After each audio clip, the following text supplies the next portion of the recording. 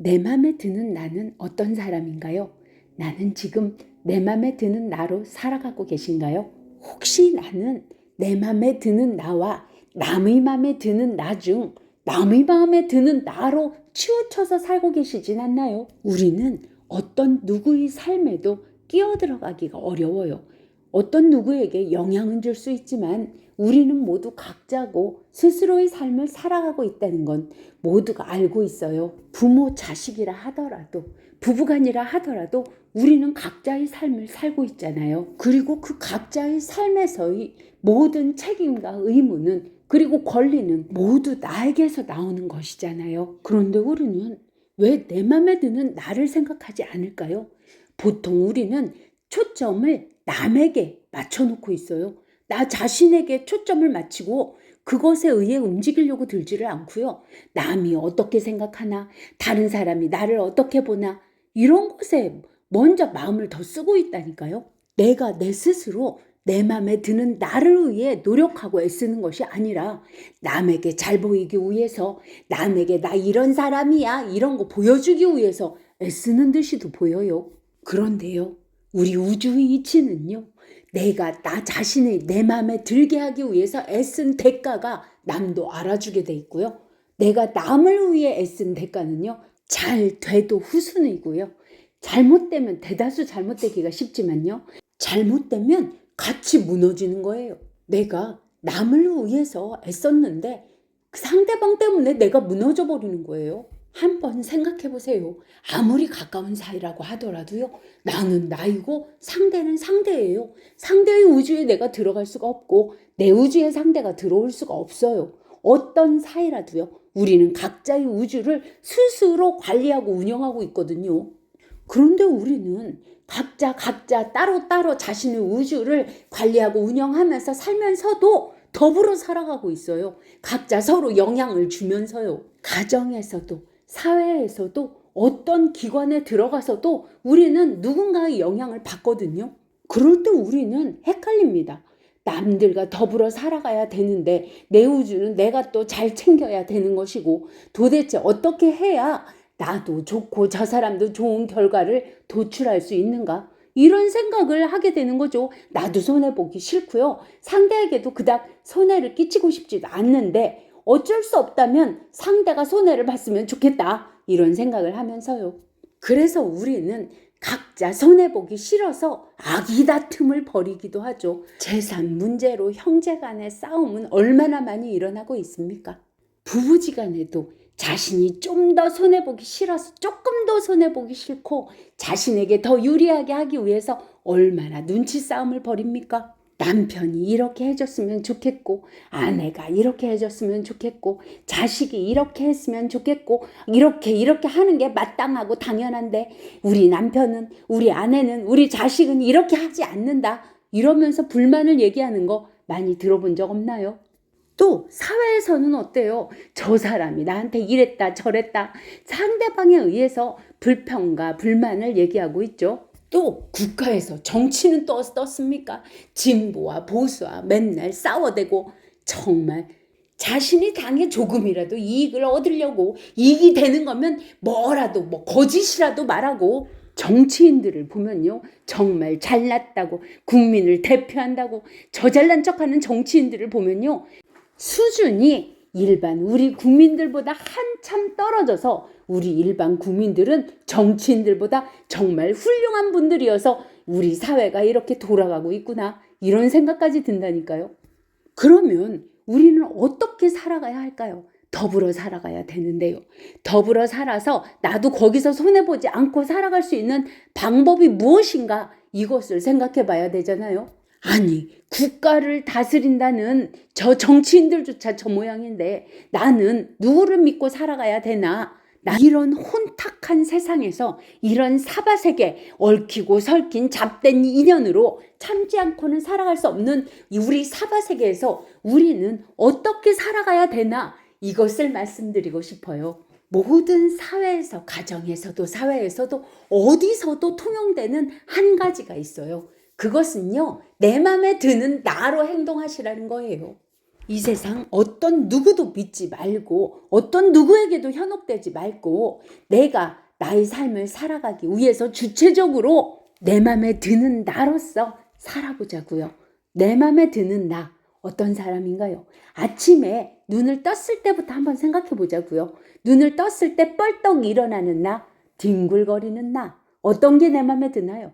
자신이 하고자 했던 일을 열심히 수행하는 나, 친구가 부른다고 얼른 빠져나가는 나, 자신이 주관대로 자신의 삶을 살아가는 나, 다른 사람에 의해서 휘청휘청 살아가는 나, 내 맘에 드는 나는 어떤 사람인가요? 오늘 하루만이라도 그렇게 살아보자. 이렇게 한번 해보시면요. 그 하루가 내일도 모레도 이렇게 계속된다면 여러분의 평생은 여러분의 맘에 드는 일생이 될 거예요. 어떤 아주 작은 사소한 것부터 한번 생각해 보세요. 내 맘에 드는 나인가? 다이어트를 한다고 한번 생각해 보자고요. 내 맘에 드는 나는 어떤 사람인가요? 또 엄마로서의 나는, 내 맘에 드는 엄마로서의 나는 어떤 사람이고요. 아빠로서의 나는, 자신 스스로의 마음에 드는 자신은 어떤 사람인가요? 스스로 자기 자신이 내 맘에 들게 한번 살아보시면 어떠신가요? 자신이 내 맘에 든다면 이 세상은요, 살아볼 만한 세상이 되는 것 같아요. 왜냐면요, 이 세상은 잡된 인연으로 얽히고 설켜서 참지 않고는 살아갈 수 없는 세상이라고 말은 하지만요. 그래도 내 우주에 내 맘에 드는 나로서 내가 살아가고 있기에 내 우주는 괜찮은 우주가 될 수도 있거든요. 남의 우주는 남이 주인이고 그 사람이 알아서 할 일이기 때문에 나는 오로지 내 맘에 드는 나로서 살아가는 것만이 그것이 최선이고 자신의 이익이 최고의 이익을 얻을 수 있는 것이라고 생각돼요. 나의 우주의 중심에 내가 아닌 다른 사람을 갖다 놓지 마세요. 그 어떤 누구도 갖다 놓지 마세요. 성인이라도 갖다 놓지 마세요. 성인들도요, 각자의 우주를 살아가기 바쁘십니다.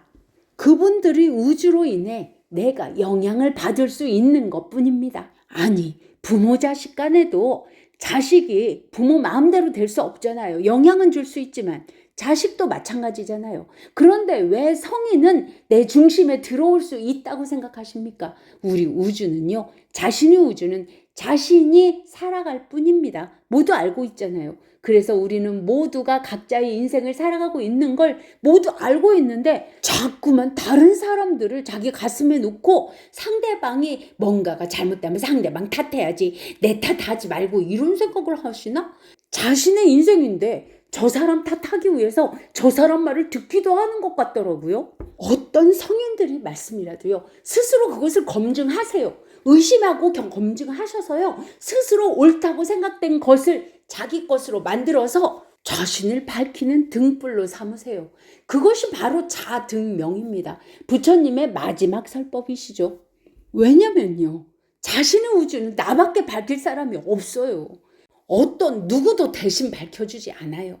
스스로 이치에 맞는지 진리에 맞는지를 밝혀내시고 그것을 등불 삼아 내 삶에 내 맘에 드는 나로서 살아가야 돼요. 모든 것을요. 그런데 우리는 자꾸만 아주 사소한 것부터 자신의 맘에 안 드는 행동들을 부지기수로 많이 해놓고서는 또 그걸 하도 많이 해가지고 습관화 돼버리기도 하고 해놓고서는 자신이 그렇게 자기 맘에 안 드는 행동을 잔뜩 해놓고서는 남 탓을 합니다. 내 우주에서 벌어지는 모든 것은요, 남의 탓이란 없어요. 모든 것이 지어놓은 가보에 의해서 아주 퍼펙트하게 다가오는 것들이에요.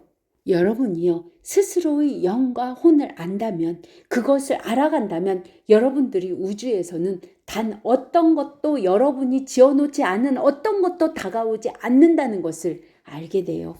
이 세상에 모든 행복한 사람이든 성공한 사람이든을 한번 보세요.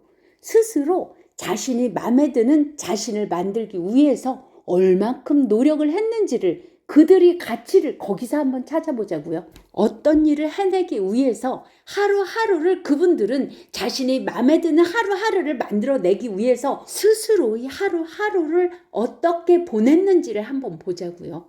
행복한 가정을 원하는 사람은요, 행복한 가정을 위해서 자신의 마음에 드는 자기 자신을 어떻게 관리하고 다스려서 가정을 행복하게 했는지 그것을 한번 보시고요. 어떤 일을 성공한 사람들이 하루하루를 지켜보세요. 그 사람들은 그 성공을 위해서 하루하루를 자신이 마음에 드는 하루하루로 만들기 위해서 어떤 노력을 해왔는지 그것도 한번 보세요. 그런데 여러분은 행복한 가정을 이루는 게 더 쉬울까요? 아니면 성공을 이루는 게 더 쉬울까요? 제가 보기엔 행복한 가정을 이루는 게 더 어려울 것 같습니다. 왜냐하면 행복한 가정은 내 맘에 드는 나로서 산다고 행복하기가 쉽지가 않거든요. 성공한다는 것은 내 맘에 드는 나로서 열심히 꾸준히 노력하면 성공하기가 훨씬 더 쉬워요. 그 확률이 더 높아요. 그래서 부처님께서는 뜻이 맞지 않는 사람과 같이 가느니 무쏘의 뿔처럼 혼자서 가라 라고 말씀하신 듯합니다. 아무리 내 맘에 드는 나로서 노력해도 뜻이 맞지 않는 사람과 함께 가면 고통과 괴로움이 따릅니다. 차라리 무쏘의 뿔처럼 혼자서 스스로의 맘에 드는 우주로 만들어 가시는 것도 좋다고 생각됩니다. 어차피 사람들은 각자의 인생을 각자 살아가고 있으니까요. 내 맘에 드는 우주를 내가 스스로 하루하루를 살아가면요. 외롭지도 않아요. 무언가 뿌듯함과 여유로움이 마음 안에서 풍겨져 나와서 온몸의 에너지체가 그런 에너지체로 바뀝니다. 스스로 진리를 잘 생각해 보셔서 이치에 맞는 그런 내 맘에 드는 나로서 살아가시면 어떠십니까? 부처님께서는 진리에 맞는 스스로의 마음에 드는 나로서 살고 계시고 앞으로도 살아가실 겁니다. 성불하십시오.